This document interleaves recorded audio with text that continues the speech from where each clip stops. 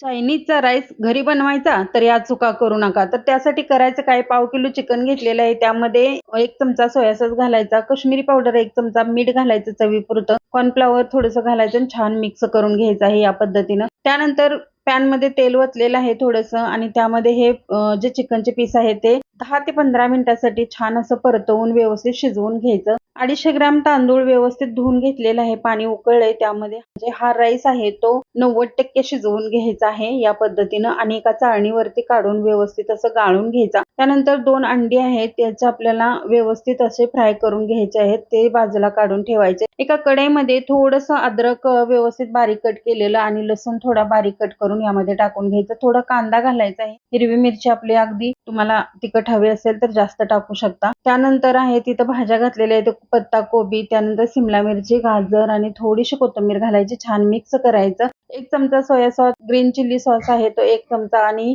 Tomato ketchup आहे तो 1 चमचा घातलेला आहे. हे सर्व मिक्स केल्यानंतर जो राईस आहे तो यामध्ये मिक्स करून घ्यायचा आहे छान असा. नंतर अंड्याचे जे आपण तुकडे करून ठेवलेले होते ते सुद्धा यामध्ये टाकून घ्यायचे. चिकन फ्राय केलेलं होतं ते सुद्धा यामध्ये मिक्स करा आणि वरतून कोथिंबीर घाला. थोडीशी कांद्याची पात घालायची आहे आणि छान असं मिक्स करून घ्यायचं. चवीपुरतं मीठ सुद्धा घातलेलं आहे. तर हा फ्राईड राईस आहे तो अगदी ठेल्यावर मिळतो त्याच्यापेक्षा सुद्धा सुंदर झालेला आहे. नक्की ट्राय करा आणि कमेंट करून सांगायला विसरू नका. धन्यवाद.